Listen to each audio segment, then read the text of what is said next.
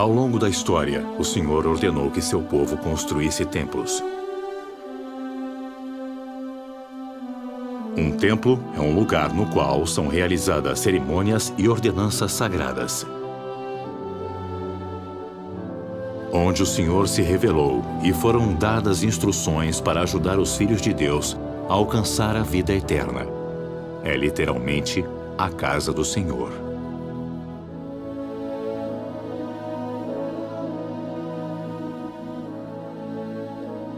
Na época de Jesus Cristo, o Templo de Herodes, em Jerusalém, era o centro da vida e aprendizado religioso dos judeus.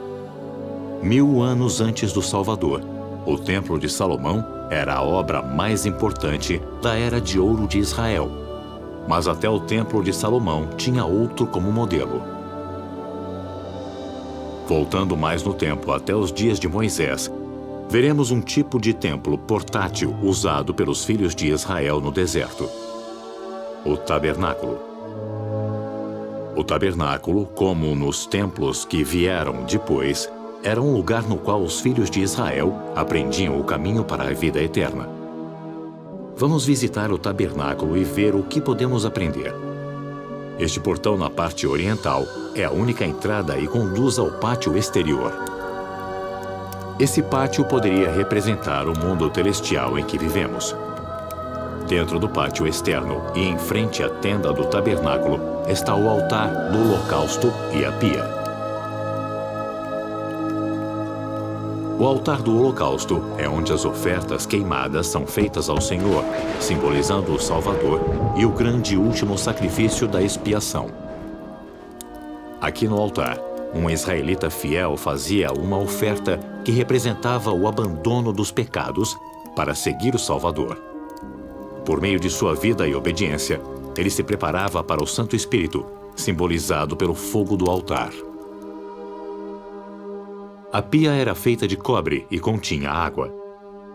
Exigia-se que os sacerdotes oficiantes se lavassem aqui, antes de entrarem na tenda do tabernáculo.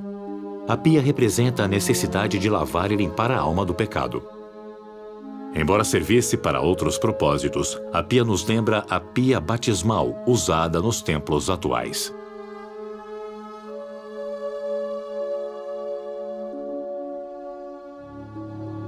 A tenda do tabernáculo consiste de 2 salas. A primeira sala, o lugar santo, contém o candelabro, ou menorá, o altar do incenso e a mesa da proposição. Esse lugar santo poderia ser considerado o mundo terrestrial e ensinava Israel a estar no mundo, sem ser do mundo. O candelabro iluminava o lugar santo e era mantido constantemente aceso.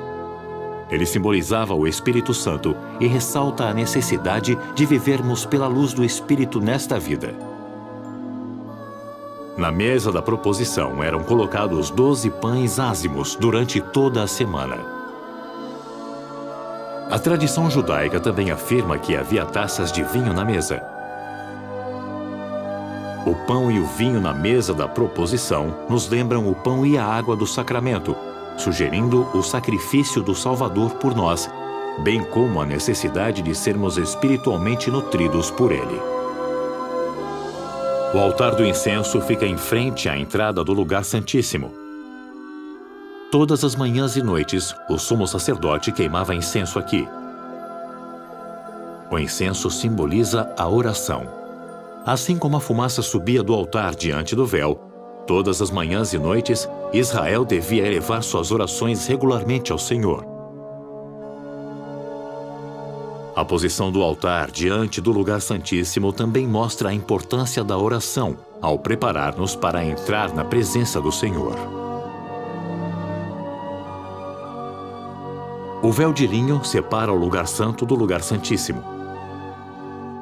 No véu, bordados em azul, púrpura e carmesim, há querubins ou anjos de Deus.